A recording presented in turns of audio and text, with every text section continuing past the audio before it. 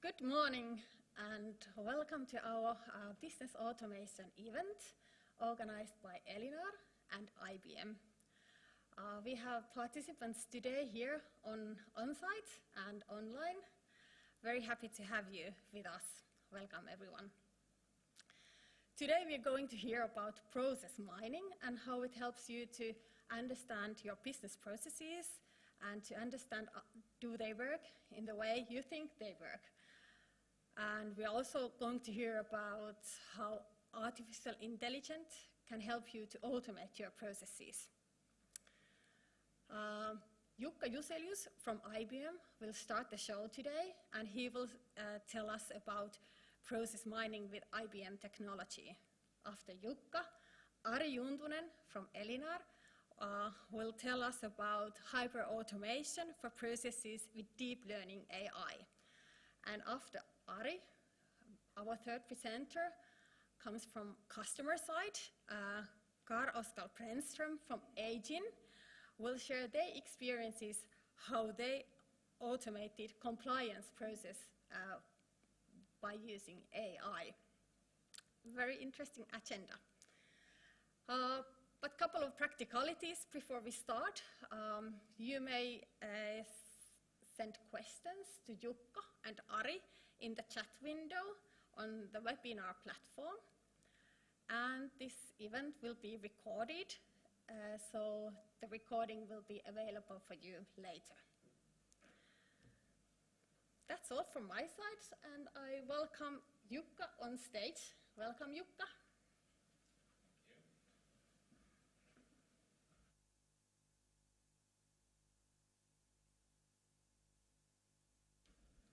Thank you, Meri, and good morning also on my behalf. Happy to be here, giving you a short introduction to IBM process mining and why we think it's really important. So as Meri mentioned, my name is Jukka Juselius, and I'm working in our tech sales, helping our customers quite widely currently in the region of EMEA. So I'm working with our business partners and customers on a daily basis, and being also privileged to start some of the process mining exercises with our customers. So that's why I'm also really interested in process mining. Good, so let's get started here. So one of the things with business automation altogether is that it's really promising area of kind of technology, in the sense that there's a lot of promise still. So there's a lot of benefits to gain from it, and that's why IBM is heavily investing on business automation especially. And then when it comes to improving your business and namely your business processes, it's always kind of hard to start improving something that you don't know. So process mining, definitely one of the key areas where process mining can help you with this is to really, you can get a overview and a more detailed understanding what are the things that you should concentrate when it comes to kind of making your processes a bit more kind of better performing, and what are the different possible bottlenecks that you might have in your daily processes. So I don't know of you guys, but I've been doing process consultancy also at some stages of my career, and we kind of ended up having a lot of different workshops and sticking post-it notes to different flapboards and trying to discover what are the things that we should start focusing on. And traditionally, if you start doing process discovery by using this traditional consultancy approach, you can kind of end up with consuming a lot of time there, and you might kind of end up having some sort of a truth. It might be a bit biased based on the bias of the stakeholders that you have been working with when you are discovering things. And it seems that it's quite hard to scale up of those automation exercises that might come out from these traditional process discovery exercise. And this is something that process mining changes totally, because we are actually using data, the real truth of things. So we are using historical data, and there's no biases, there's no room for interpretation, in the sense that we are really looking at the data, what has happened, who has done it, and when. So it's really data-driven approach, and that's why it's so effective compared to the traditional approaches. So then when it comes to improving your business and business processes, this is kind of the really overview and kind of a map of doing intelligent automation. So you would normally kind of start by discovering your processes, and then you might analyze them, and then you might even do a second level of modeling, and then you start doing changes. So you can start introducing different technologies, and when it comes to automation technologies, for example, RPA or workflow management and these things. But first you need to know what are the things that you should focus on. And that's why we are really positioning process mining as one of the foundational tools when it comes to intelligent automation. And that's why we are really emphasizing that in our business automation approach nowadays. So process mining helps you to see what are the things that you should focus on, but it also helps you to navigate through the different ideas that you might have and different observations that you will do. So when using process mining. So it's not just kind of giving you the visibility, it gives you the freedom to start introducing changes, start kind of playing around with your digital presentation of your processes. And that's what we have included a lot of simulation capabilities, for example, to the platform, so you can kind of do changes digitally into your end-to-end processes, test them, see the effect of the lead time of the end-to-end processes, to the cost structure, to the number of handlers or employees that you need to have in order to kind of conduct your processes in more performant way. So process mining in general, so as I mentioned, so it always starts with a set of data. So as I mentioned, we do not kind of go around and start interviewing people. So what did you do and how you normally do this? We really start from data that we gather from different sources, from different systems, from different channels that are supporting our daily business processes. And that data we can then kind of move to process mining platform and process mining kind of a server, in the sense where we then have a lot of ready-made capabilities to start analyzing and start visualizing your end-to-end processes. So this is kind of basically the same kind of picture, but broken down a bit. So as I was saying, we start with data. So the first thing that you need to start doing when you wanna start your process mining exercise altogether, it's to extract the data. So we do have a lot of different accelerators to get data from different most kind of popular ERP systems, for example, from SAP, and CRM systems like Salesforce and so on. But it really comes down to kind of thinking on which are the different sources, which are the different systems that will actually have the data that kind of shows you what has been going on in your end-to-end processes. So we extract the data, we form a data set that we then upload to process mining server, where we then can start doing first kind of what we also call discovery phase in process mining tool, where we can start using the out-of-the-box ready-made algorithms and visualizations for easy discovery. And then we normally move to analytics. There's a quite capable analytics engine also included here. And then we normally end up kind of playing with the digital twin of the organization. So DTO is a term that is nowadays heavily used together with process mining. And it means, because we kind of have a really, really comprehensive view using the process mining of our processes in a digital form, in the sense. We can really start doing changes, we can start doing those simulations, as I mentioned, and start figuring out, if we change these things, what would be the end result? If we change these things, and compare the different simulations, compare the different scenarios and so on.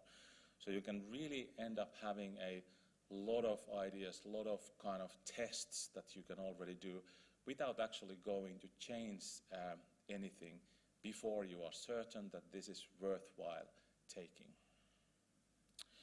Good. Some of the unique features that we have in our platform, I would really, really want to mention a couple of things here. So task mining is something that is quite often part of the process mining platforms. So it means that we can start actually observing the users who actually conduct their tasks. We can start recording their actions in their desktop environment and so on. So we can really start reading into a certain tasks within the end-to-end processes. But quite often it's not really integrated directly to the process mining exercise or project. So we have that fully integrated. We also do business. So a couple of slides about that when we move forward. So that's really effective way of discovering different decisions that you might be doing and the data that is kind of guiding those decisions. And we do that also automatically. And then we support what we call multi-level processes. So it means that our platform can actually tie up event logs from different systems with different kind of a process IDs, so to say. So for example, our normal demo and exercise that we show, today we don't have any time for decent demos here, but what we normally do is for example, procure to pay process from SAP. That's gathered from 4 different SAP systems, so to say, with unique IDs. And our platform can kind of bring those event logs together, and then we can visualize the whole end-to-end process, even though the sources for the data are from different systems. Then the continued monitoring. So this is something that our customers are keen on also quite often using. So it means that we can define different key performance indicators, for example, that come from the customer directly or the business directly. We can see the compliance based on our base. We can, of course, analysis directly.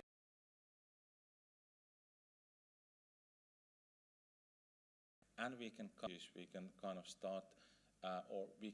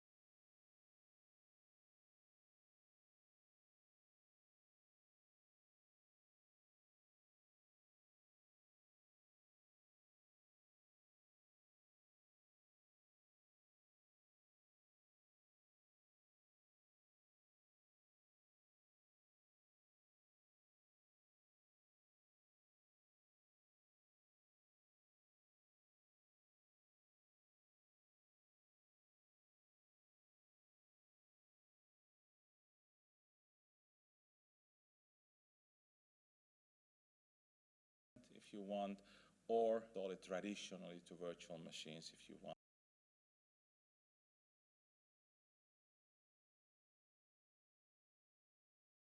Working or starting to work also in Finland, that they wanted to install it on-prem to really keep the source data also to themselves.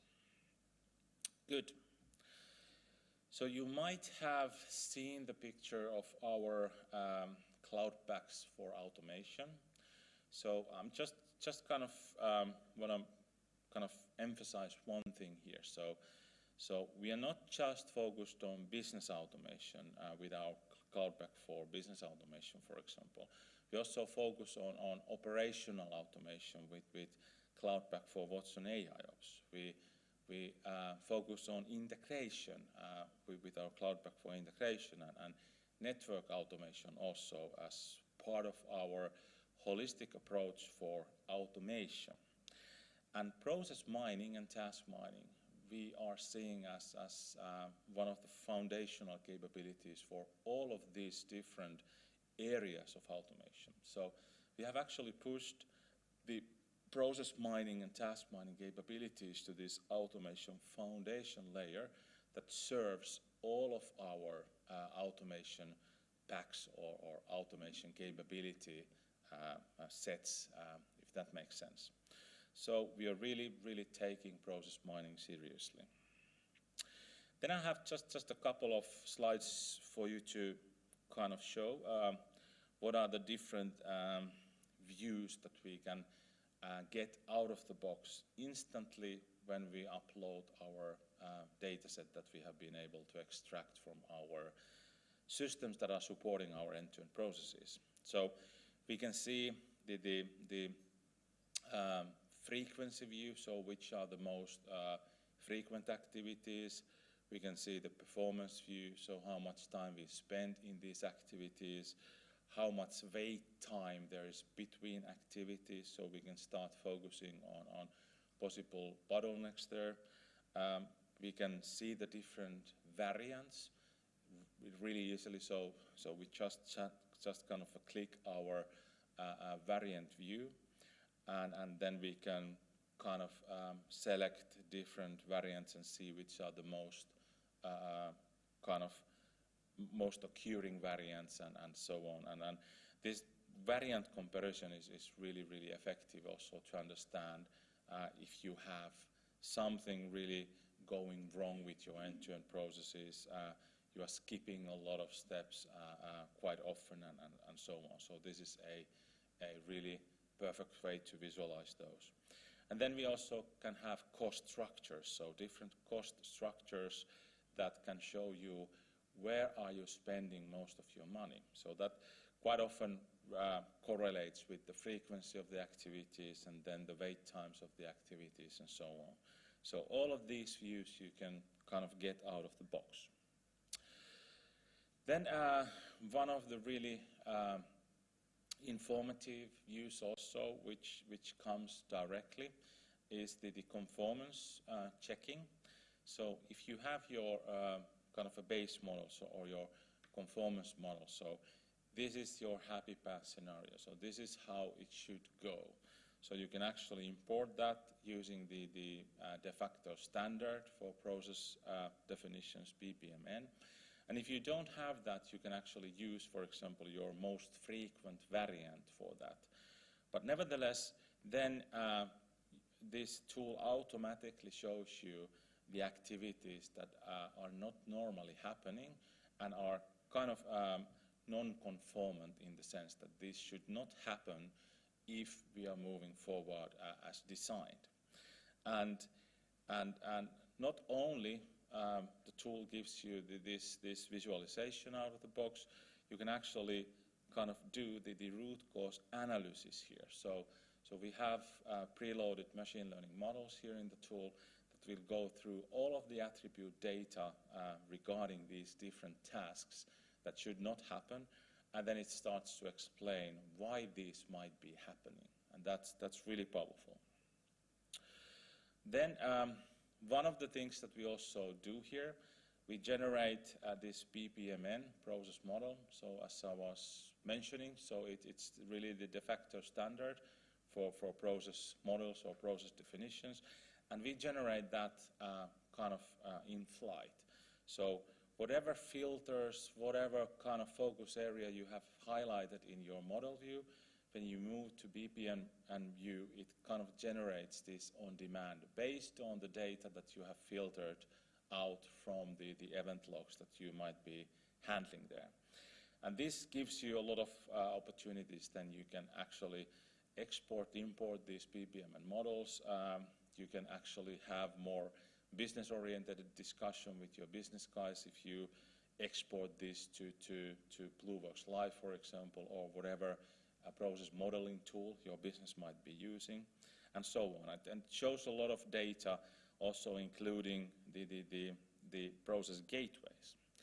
And as I mentioned, what we can do here in the BPMN view with the gateways defined, we can do also what we call rules mining. So yet again, we have ready-made machine learning models that actually go through all of the attribute data that you have included to your data set and tries to find correlation, tries to find some sort of a understanding why we are branching out, why we are actually having these 3 or 4 or whatever number of different paths in our end-to-end process. And you can actually store these decisions as DMN, decision model notation, which is kind of also starting to be the de facto standard for decision definitions. And that's also really powerful, because even though you might not be able to use the DMN model directly in your own automation environment, but you can see the data, you can see kind of the statistical approach here. So what is the coverage, what is the precision of these decisions that we can actually mine out from your data set. Then, as I mentioned, so we can set KPIs. We can do a lot of different also simulations, but definitely different views to kind of highlight the tasks or the transitions between the tasks that are not really aligned with our performance metrics or what we would like them to be. And then, as I mentioned, we do have an embedded analytics module where we can then really drill down to the root causes, and it's really, really easy to use. So we have 30 plus different widgets that we can easily configure and really start to pinpoint to the different observations that we can make directly from the out-of-the-box visualizations. And then I need to mention the simulation, because that's really something that separates us from the competition, our simulation approach and how easy it is to use. And obviously, as I mentioned, so you can make a lot of different changes that you want to introduce to your digital model here. And then it really runs through, it creates the event logs similarly as you would input them. And that gives you also the power to mine your simulations and simulation events, to compare them to the as-is scenarios and so on. So really, really powerful in the sense. Then I'm just briefly mentioning task mining. As I mentioned, so we have that integrated directly here. It's not normally the starting point, but if you want to really focus on different activities that your business users are doing and conducting, that's something that you can do. So you can start recording what your business users are doing when they are executing the different tasks, and this tool also generates the same kind of a event log that you can use then to add to your mining project. Then I have just a couple of examples of the customers that we have been working with. Credito Emiliano Bank in Italy is the best examples here, because we ended up them introducing a lot of automation there, RPA, workflow, and also decision automation, which is one of the things that we can easily do with our Cloud Pak for Business Automation approach, because we have, we have all of these capabilities to offer afterwards if needed. And then Max Mara also, which really showed a really good results here. So I think we will be sharing the slides here. I think I'm running out of my time already here, so you can have a look at them later on. So just want to kind of finish up kind of saying, so if you're interested how we can help here, so definitely we can kind of show you a custom demo. We can really show you how these things work. We can do a kind of a assessment workshop with you. We can do it with our business partners like Elinar, which we have done already here in Finland with some of our customers. And then we can help you to really implement the first quick win pilot or your first project, help to get started with the tool if you want. So everything that's available from us. Good. I don't have any further here, so I think I'm done. Thank you, Jukka. Thank you. Very interesting presentation.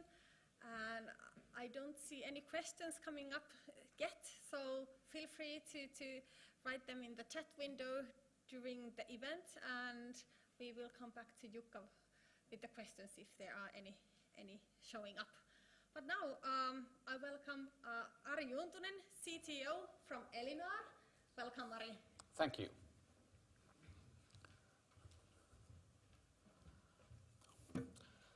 Let's switch the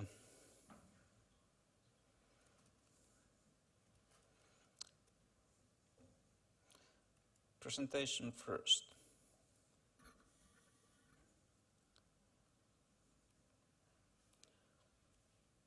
So, my name is Ari Juntunen.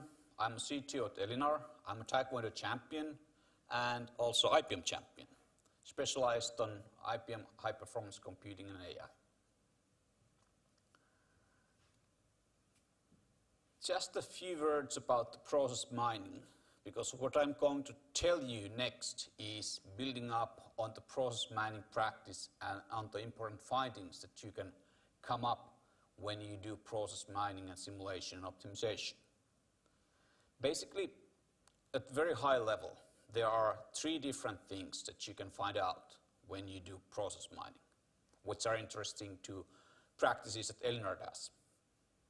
First of all, you can find inefficiencies in the processes that are, for example, bad process design.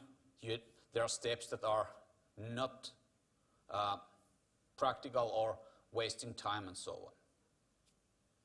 Which means that you can then re-engineer the processes and those optimize and have very easy quick wins.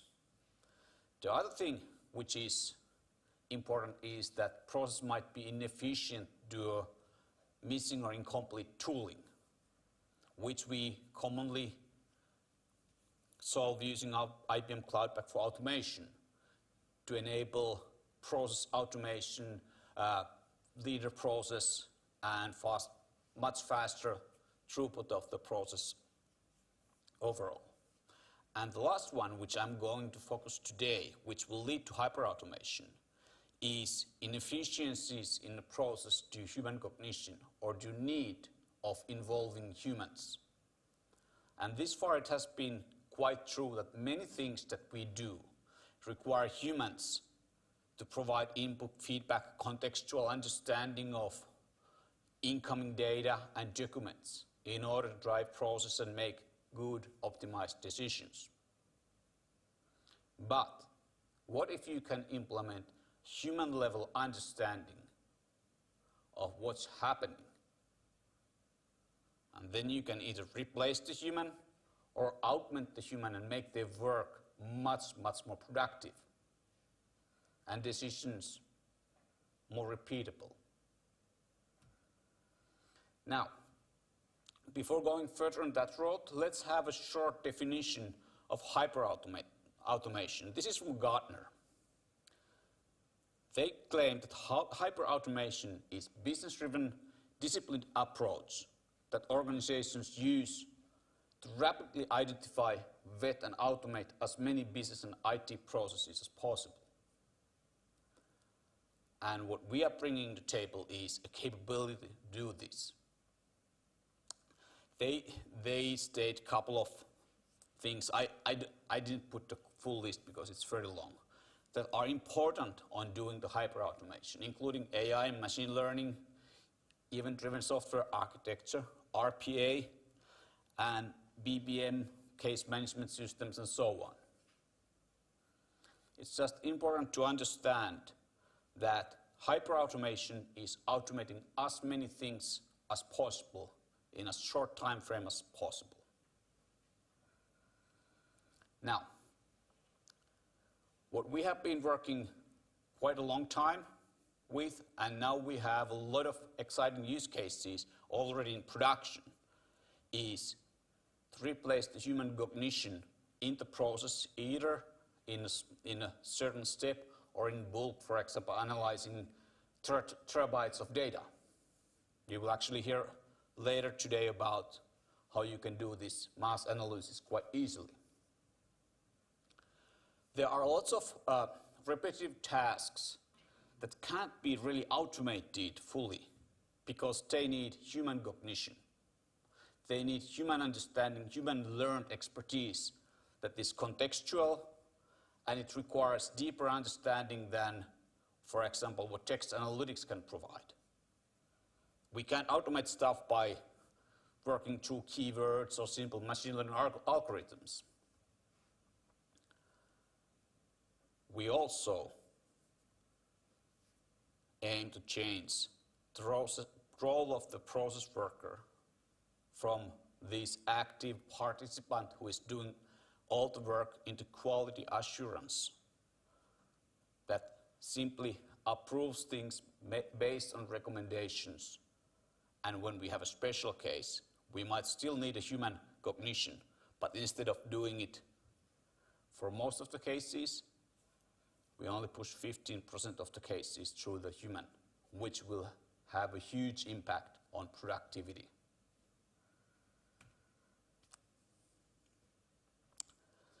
When we are automating processes, we need three things.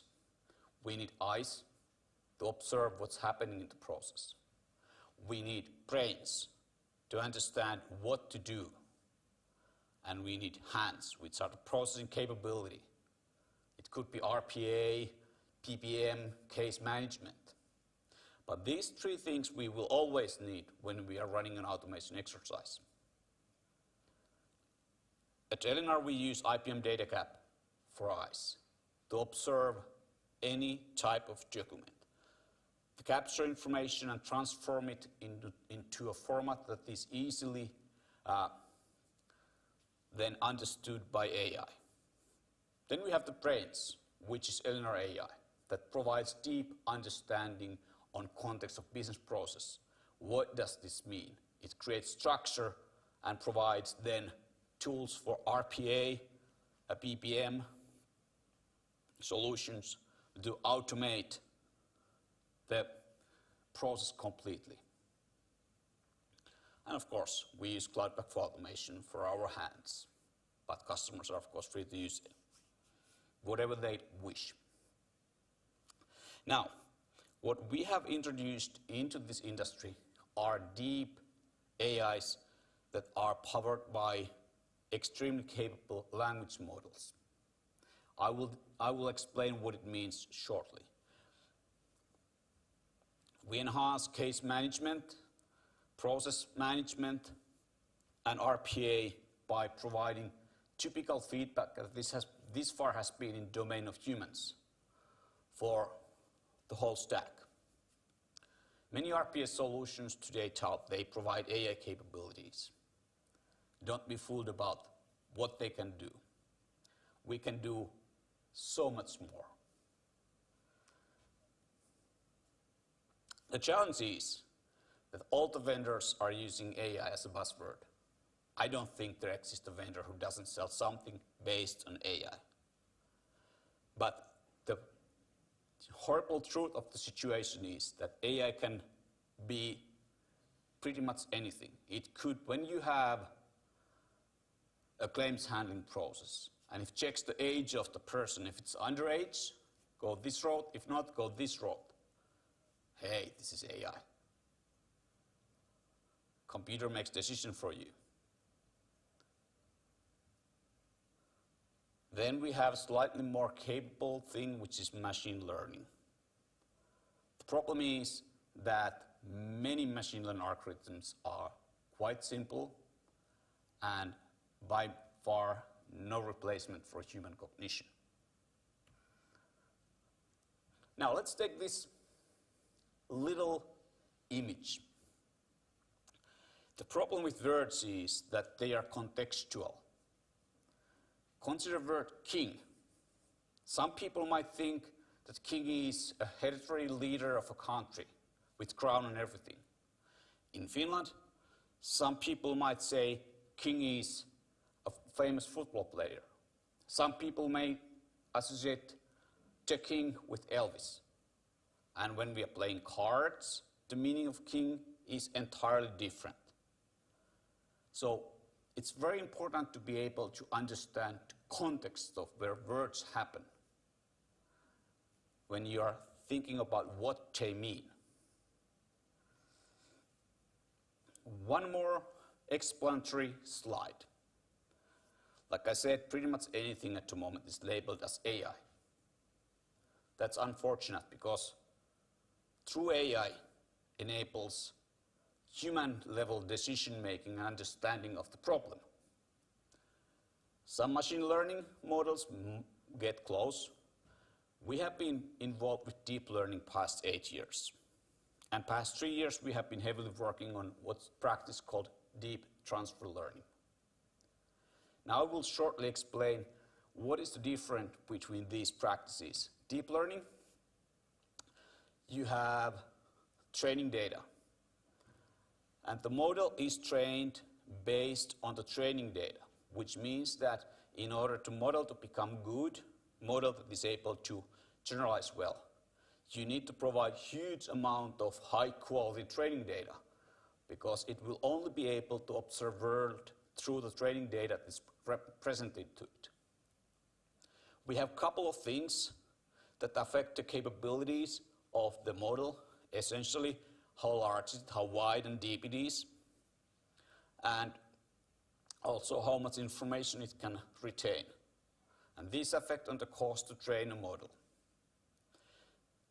Traditional deep learning models are trained on the business process, which they perform, if you have sufficient training data, quite well.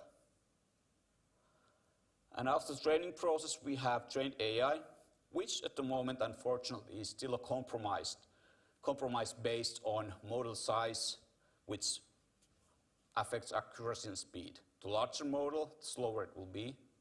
If you have to do petabytes of data, you can't use over large models because of the computational time and cost. But if you're working with few hundred business critical decisions per day, you can use very large models because you don't have to process 500 million decisions per day. But to recap this, it will only be as good as training data you provide to it. Challenge is the cost of creating sufficient high-quality training data sets. Deep learning can solve pretty much anything, provided you can invest on training data or have it created free for you. It's very powerful, we fully support it, but like I said, it can learn pretty much anything. For deep transfer learning, what we do is we train the model before giving it a business problem to solve, to understand written language, concepts, like differences of flavor of the word king. When we have done that, we use a process called fine-tuning to give it small set of training samples for the business process. What we have observed is over 22% increase in accuracy. Some literature states 25%, that's pretty high. But let's say that when you are starting from over 70%, 75%, and you get 22% accuracy increase, that's significant. So, first we do pre-training to introduce human concepts to an AI. Human cognitive concepts, how we use words, what the words mean in different contexts. This is unsupervised. Huge amount of effort is spent, for example, at our company to make sure that training data used on this process is as high quality as possible. This takes a long time. A few months is not uncommon when you're training a large model to understand the world. We are essentially training the model in the same way that human child learns, by providing it pieces of written text and training it to understand the meaning of this piece of text and this piece of text and so on. At the end of process, we get something that is called a language model.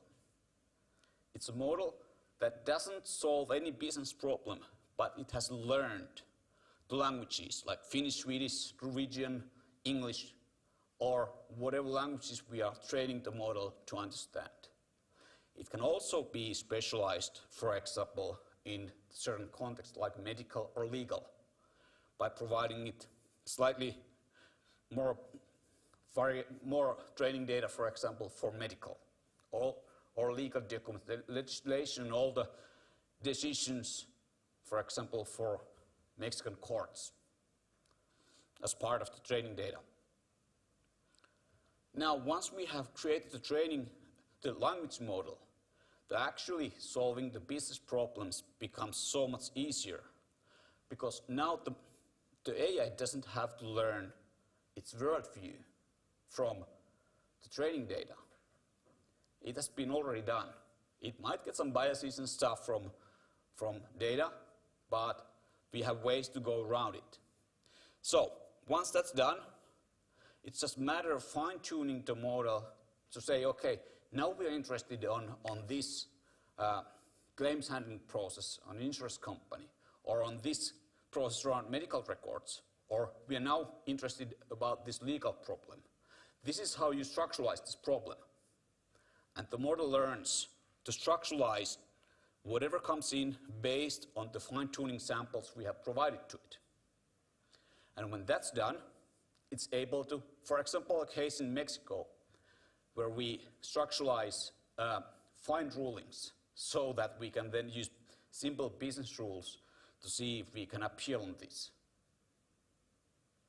And customer provides these fine ruling documents which are 40 to 60 pages long. We process them through AI, pull out all the information, what's the legal basis, into which laws does this ruling refer to, who is the legal entity who is giving the fine and so on. And then it's just a matter of business rules execution to say, okay, very likely you can appeal because this organization doesn't have legal authority to refer to these rules. It's out of their legal authority. And at this stage, we also make all these AI decisions explainable, because we use AI to structuralize information. Then it's just a matter of explainable business rules to explain how we came up with this.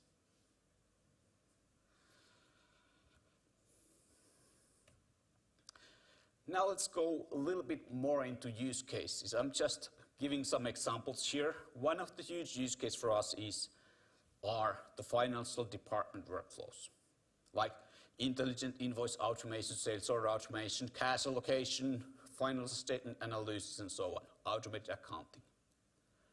For health, there are actually a huge number of use cases and very exciting things that are already in production. Essentially, we make sense of medical texts. Based on samples, we can help people with leg ulcer, with different or we can help doctors to find possible patients with very, very uncommon cancers and so on. And of course, we can help any organization who has to process medical records to automate that processing.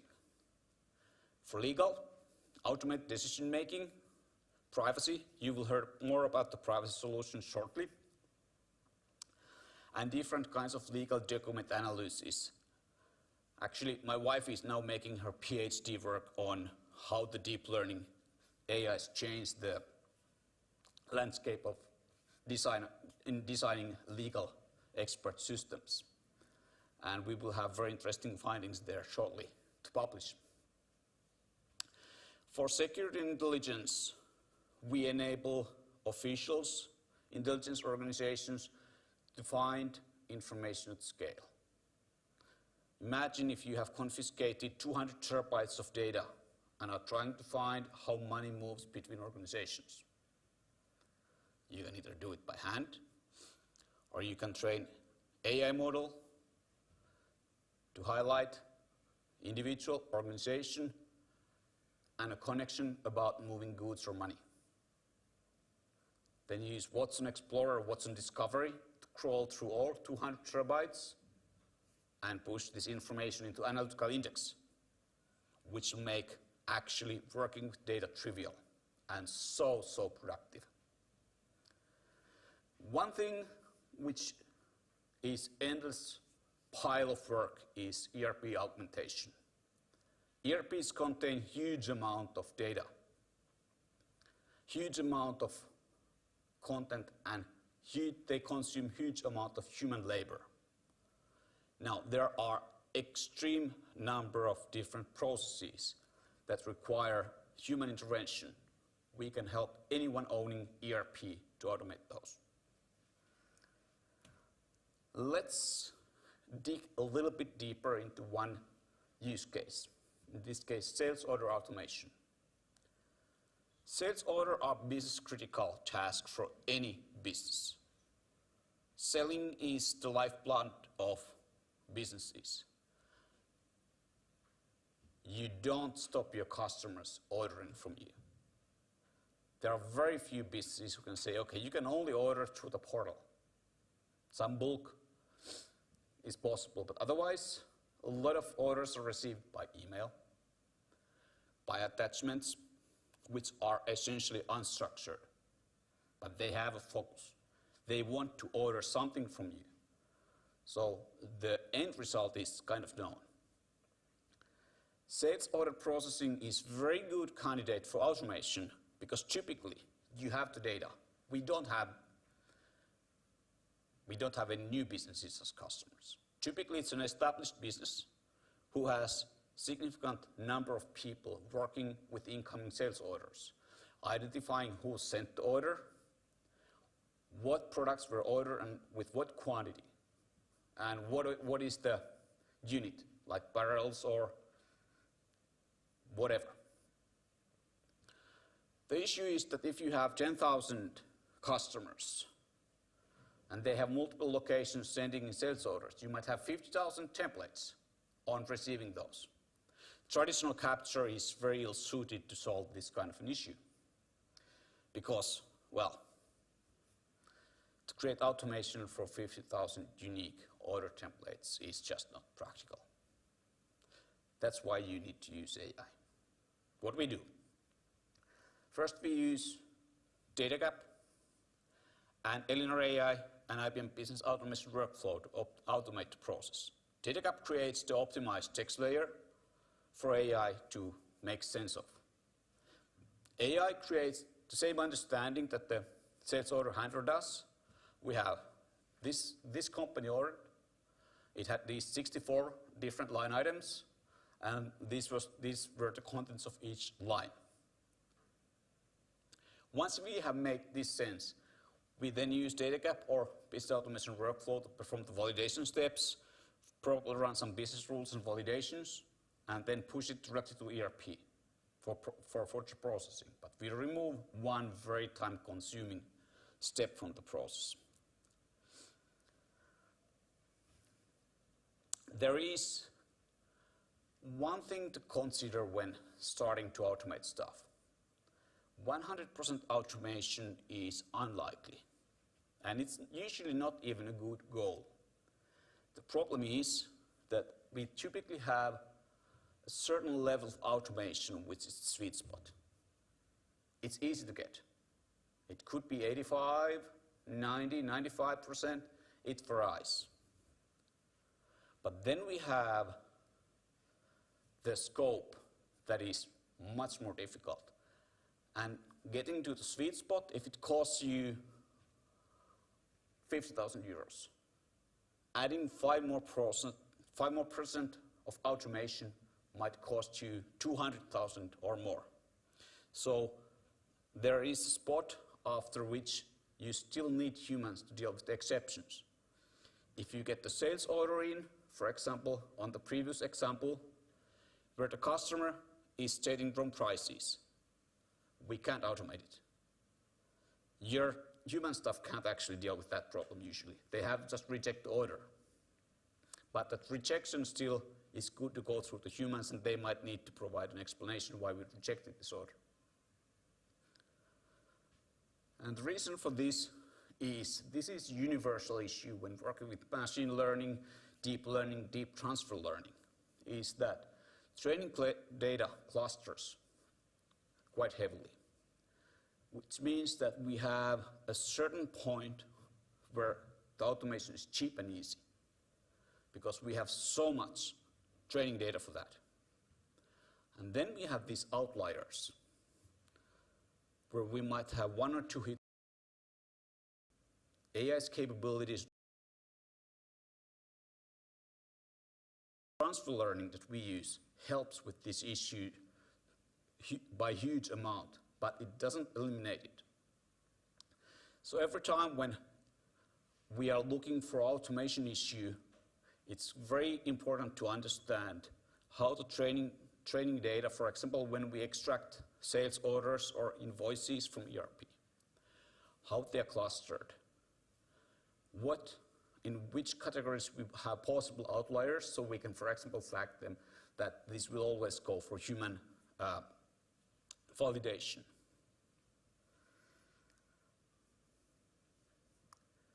This is a very simple sample architecture when we are doing document processing. First, we need the sample documents and their meaning from ERP. For example, in case of sales orders, the sales order history for past 2 or 3 years. We create an AI model that then understands the sales orders. Then the model waits there for comments to do. You have scanned docs or emails or some other method of delivery. We pass these documents for DataCap to do the OCR to create AI-optimized text layer, which is then fed to the AI model, and AI will then respond based on the training data. I identified these things from the data. It will go back to DataCap or BAW for validation and verification. If the defined verification rules pass, we pass it directly to an ERP. If not, it will go for human validation and error resolution. But the goal is to ensure that the bulk of stuff will pass through automatically, and only a small portion will be on the domain of human expertise. Another example of real-life solution is the incoming invoice automation. The larger the organization, the more people and labor is needed to deal with incoming invoices. To understand, for example, even if we get in XML-based invoice like Finvoice in Finland, or the same, its counterpart in Sweden, we just know that it has these line items, but what do we do about these line items? We need to determine who will approve it. We will need to determine the accounting posting code for the accounting system. We need to determine the cost center. We need to, for example, understand if this is tax deductible or not, and so on. We can completely automate this using deep AI. Which means that if you have a large international organization with 100 people working with invoices, you can reassign those people for something more productive and have only 20 people working after you implement this kind of solution. Core solution is Elinar AI and DataCap, and depending on the customer situation, also you might benefit greatly from BAW and ODM. Couple of cases. One is the major insurance company to whom we automate incoming medical records to automate their processing. For privacy, you will shortly hear more how Aigine uses AI to automate the privacy discovery process. And then, for example, Telia is selling our incoming invoice automation solution to its customers as their own product. So, Elinar AI is advanced AI solution which combines advanced text analytics and deep learning using TensorFlow and Elinar proprietary technology. It understands unstructured data in similar way to humans, and our clients can use existing data to train models to automate things that haven't been either possible or practical to automate in the past, because they required so much human competence to complete. We provide all the necessary tooling, which includes, for example, full UI to label data if necessary, to complete end-to-end workflows. It's completely containerized, which makes it easy to deploy in pretty much any infrastructure. And the deep learning portion runs on top of IBM Power AI, which is nowadays actually called Watson Machine Learning Accelerator. We are also looking to partner with other businesses who can embed the technology on their own solutions. We are very flexible on how to do it, so please don't hesitate to contact us if needed. So, a summary. Advanced AI can replace and augment human cognition. That's what we do. And by doing that, a large amount of corporate problems that have required huge amount of stuff to solve can now be automated. Process mining is a key tool to identify those actors whose work can be automated. So any automation exercise should be started with process mining. Also, the existing RPA solutions will gain brains when using advanced cognitive AI, which means that if you have invested on RPA, you will actually be able to gain much more benefits from your RPA solution when you integrate DataCap and Elinar AI to them. We can automate pretty much anything that humans do. And it's important to understand that the way we do it, because we create structure on unstructured, it means that this structure becomes explainable in the same way as human explains their decisions. So we can actually make explainable automation based on AI. Automate, automate, automate. We enable to leap from simple automations to extremely complex with very little effort.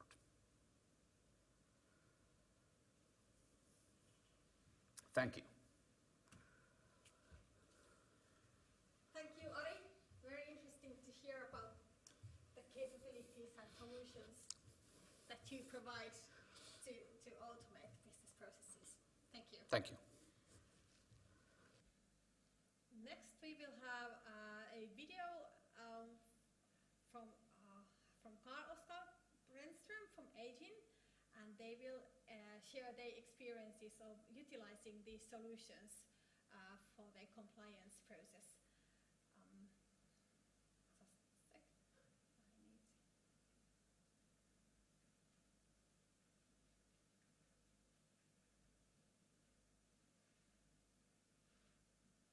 So, thank you very much. My name is Karl-Oskar Brännström. I am the CEO and a lawyer working for Aigine. And I really appreciate this opportunity to talk to you about process automation in general and how we can use artificial intelligence specifically to achieve never seen before efficiency increase and optimization. So I'm going to share a bit slides with you, but first I would like to make a more in-depth presentation of myself. I've been working the latest 20 years or so with optimization of business processes with the goals of achieving compliance. I worked with several bigger firms in the industry, amongst them AkzoNobel and their logistics process to getting new chemicals out on the roads. I've been working with the healthcare sector in Sweden for dealing with the deviations within patient security and so on. The common denominator for all of these processes have been new regulations or changed regulations, the demands of the organization to actually achieve compliance with new rules, but at the same time being able to be efficient with the things that we are already doing.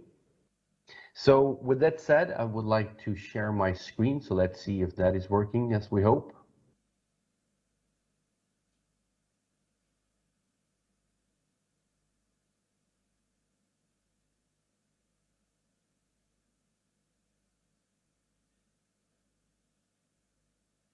So hopefully you can see my screen right now. So I want to talk to you about how we can automate a compliance process using artificial intelligence, and by that making savings of more than 98% compared to a traditional way of dealing with these kind of processes. My name is Karl-Oskar Brännström. Please contact the organizers for my coordinates, and you're very welcome to contact me with any questions you have about our offering and what we are doing in the marketplace. So when the GDPR was first presented 5-6 years ago, we started looking at the challenges with this new regulation and the new processes needed within businesses in order to be compliant. And what we found was that many of the processes were things we already done before. So incident reporting is something we have done for many years. Risk and consequence analytics is something we have done for many years.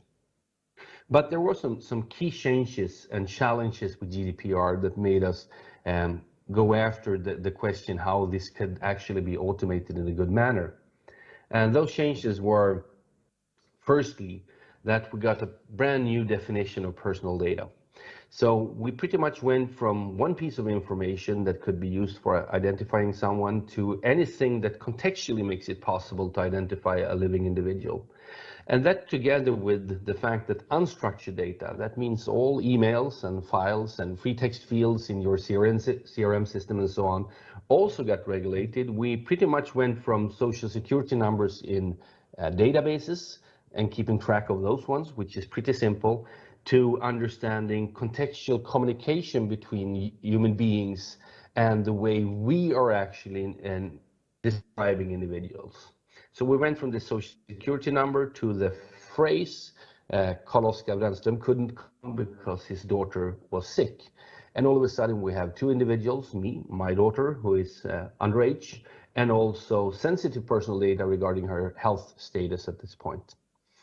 We also got an absolute demand of documentation. Everything has to be documented, both to be able to prove to the data protection authorities that you are in control of the personal data you are handling, but also to be able to exercise that control, to be able to take away personal data and files when it's time to take them away. And of course, also to be able to respond to the rights given to individuals.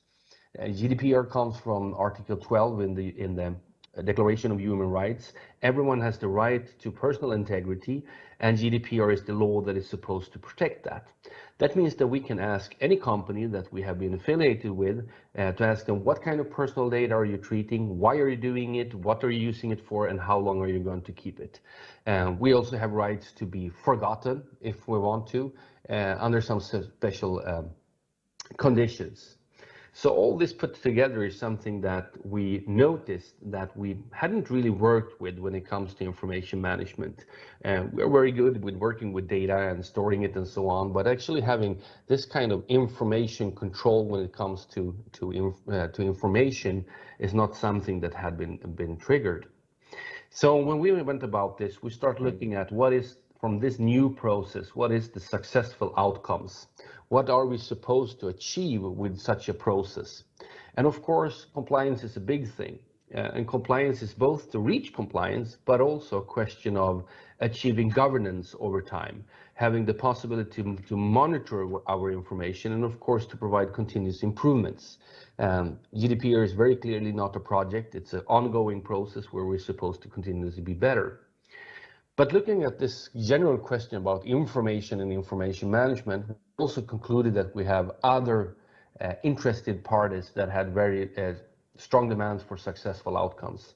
That was general people and functions working with information management, where lowered costs was important, but also increased cybersecurity and information security.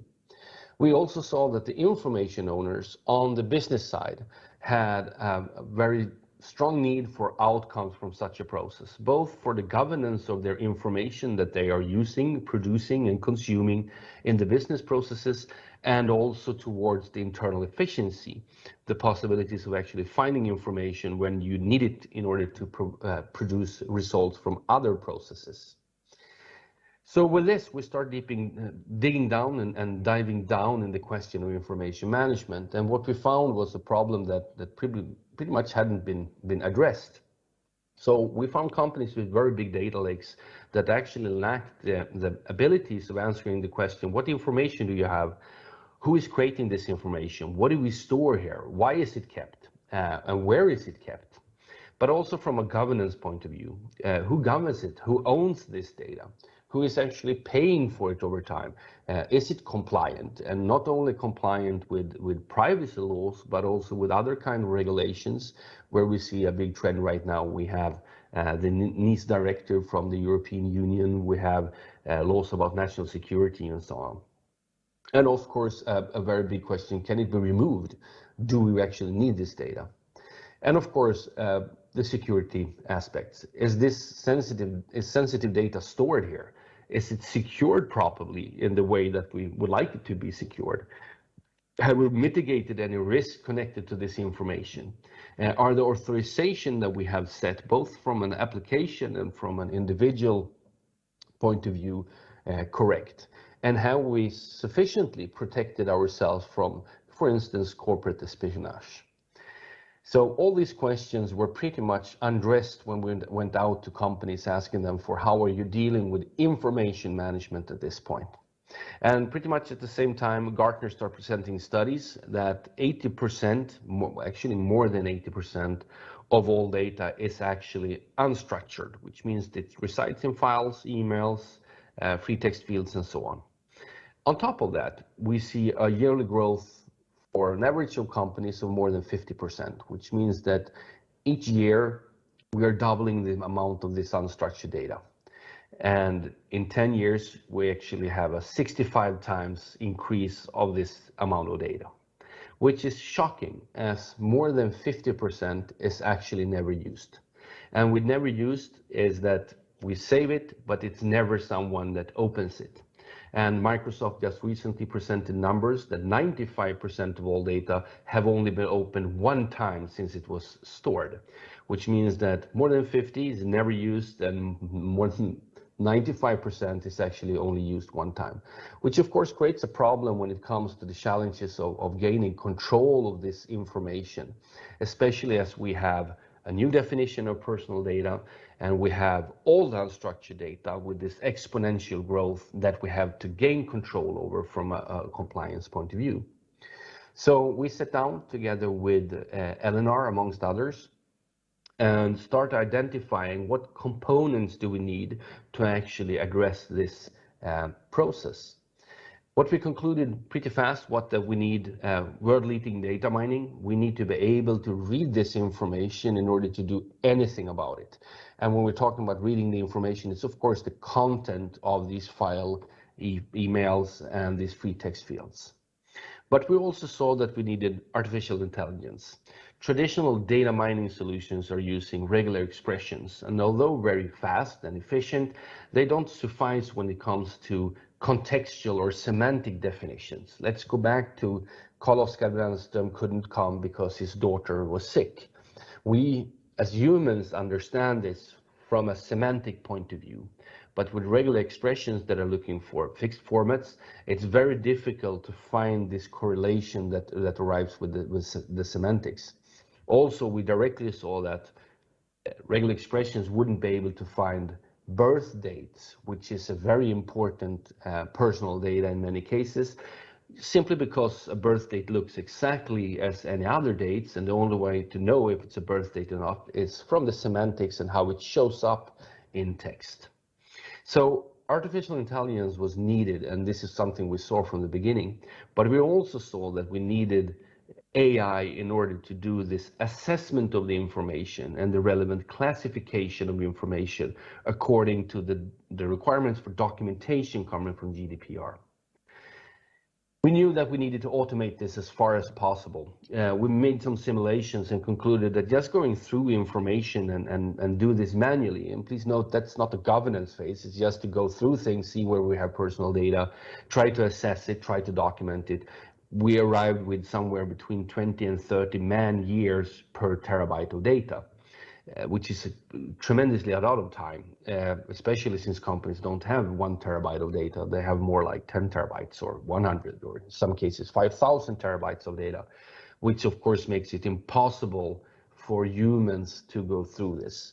Not because it's particularly difficult as a task, but because of the sheer number of all the files that we have accumulated during the 35 years that we have been digitized. We also saw a need for education and inclusion. Governance is very important when it comes to compliance, and one of the key things with GDPR is that you are supposed to continually educate and include your personnel in order to achieve long-term changes of attitude.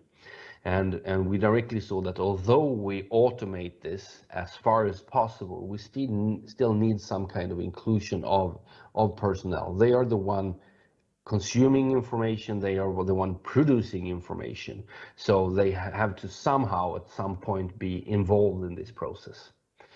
And we need to use modern technology in order for having this process digitalized within the organization, using modern business process management with an optimized process that when we get humans involved or when we are combining humans and machines, we actually have a way to lower the thresholds of performing the tasks by using modern technology.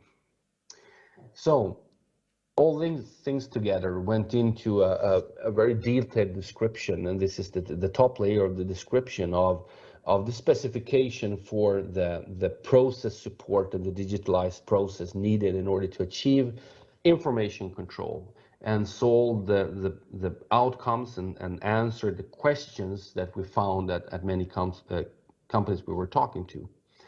And when combining this, combining artificial intelligence and combining that with data mining and with business process management, we arrive in a situation today where we can give our customers unique insights with regards to their data and their personal data within this amount of data cemeteries.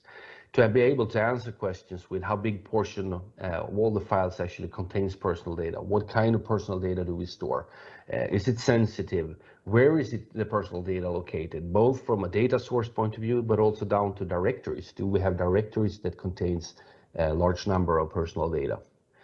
We can also see it from where the personal data is actually created and used on a timeline. And this is very important from a compliance point of view.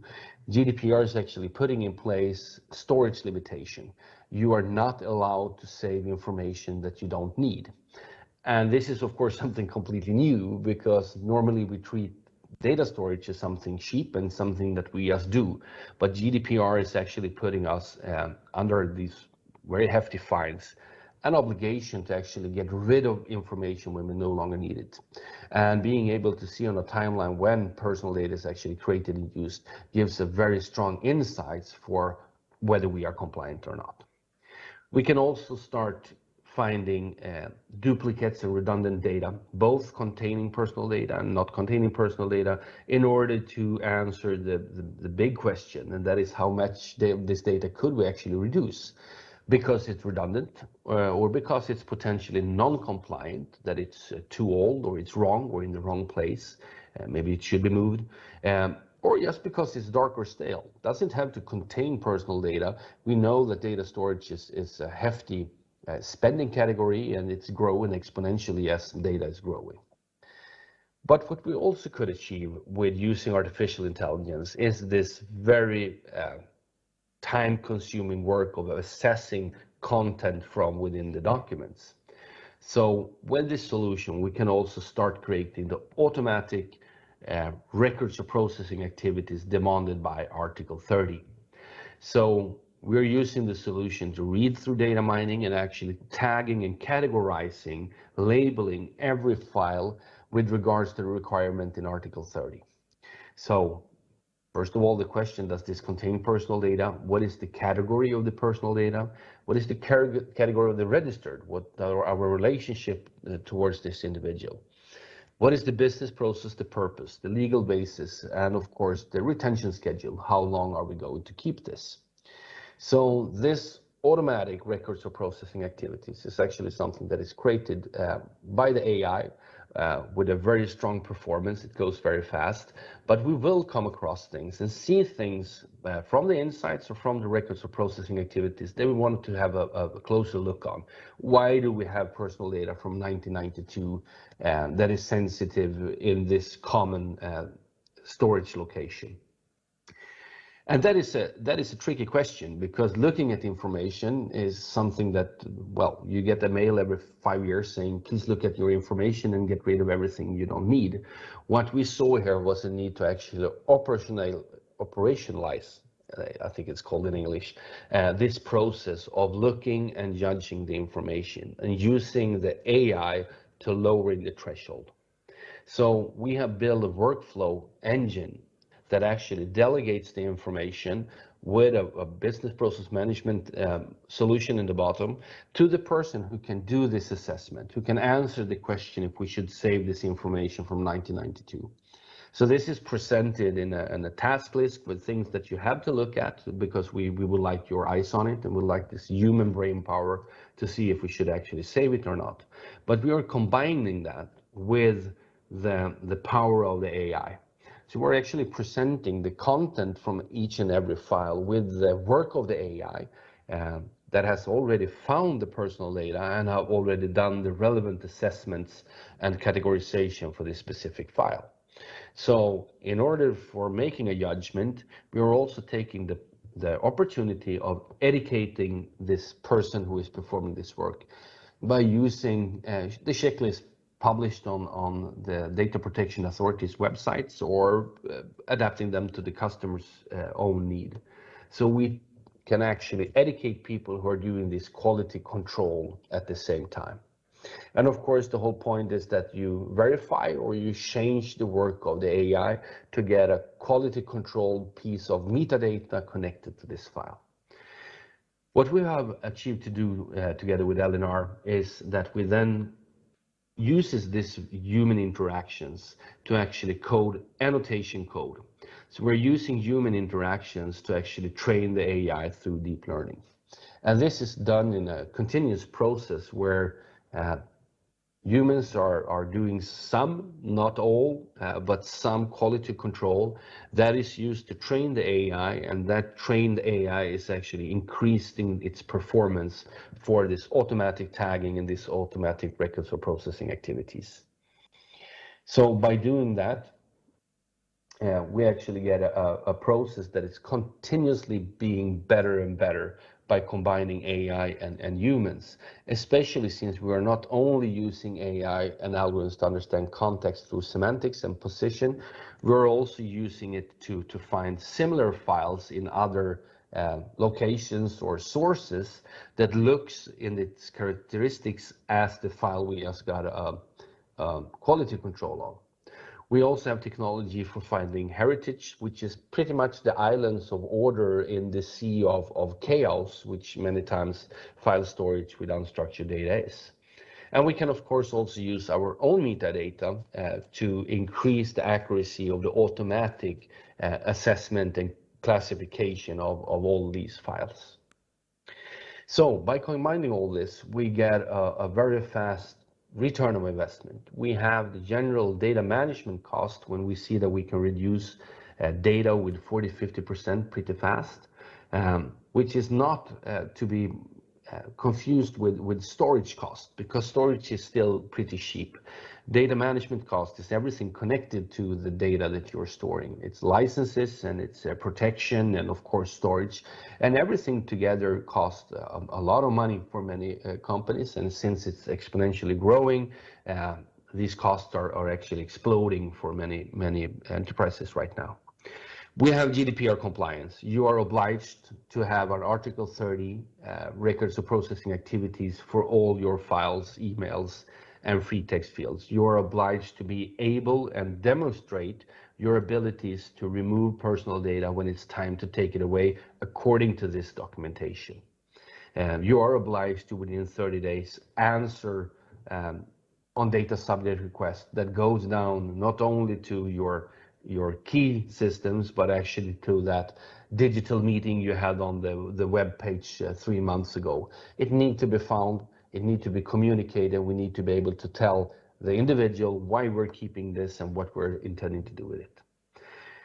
Data storage passed the global aviation industry as a CO2 contributor 4 or 5 years ago. So cutting your data storage is also a way of cutting your CO2 emissions. So minimizing and respecting the storage limitations is actually a way of being more sustainable in our businesses. And of course, the efficiency aspect. The time that is spent today by employees looking for things they can't find, asking their colleagues for things they know exist, but the colleagues can't really answer, and then sitting down and doing exactly the same work that we know exists again, is costing a tremendously lot of money. So if we can just make that more efficient with 10 hours, 20 hours per year, there are huge savings to be done financially because our workforce becomes more efficient. On the other sides, we have all the improvements. We have the fact that we actually gain these actionable insights, the possibilities that we have for GDPR governance, to be able to both make the inventory of our data, using AI to monitor this data, and over time have governance and abilities to answer both data subject requests, but also respecting the retention schedule for the personal data that we are saving. This also means that we can start structurizing our data in a better way and thereby being better from a cybersecurity point of view. We can reduce the attack surface. We can make it possible to put in place a zero trust model for cybersecurity. Zero trust model, in order to do that, you need a granular insight. You need information control in order to limit the impacts of applications or devices or individuals that do something wrong in your environment. This categorization and this information control can also be used to revalidate access to information. There are so many examples with this file storage, this H: or whatever in companies containing sensitive data, both from an integrity point of view, but also from a company point of view, from trade secrets to IP, that is totally without any access limitation to the personnel. And of course, it means that we increase the quality of our information, that it becomes more trustworthy, and combined with the fact that we are actually avoiding this exponential growth of unstructured data that many companies are actually experiencing today. So by working with Elinar and very close with Elinar, we have been able to make true our vision of how such an information control process must look like in order to lower the thresholds and make the organization actually more efficient in order to achieve something that hasn't been able to address really until this point in time. And that combined with the fact that with these hefty fines, with the newspapers writing about integrity more and more, with people being more and more aware about this, it's really something that comes together. There is a need to do it, and it just became possible to do that. So thank you very much for listening to me. As I said, you will get my coordinates from Elinar if you have an interest in discussing more how we can help you gain information control by using artificial intelligence. So thank you very much.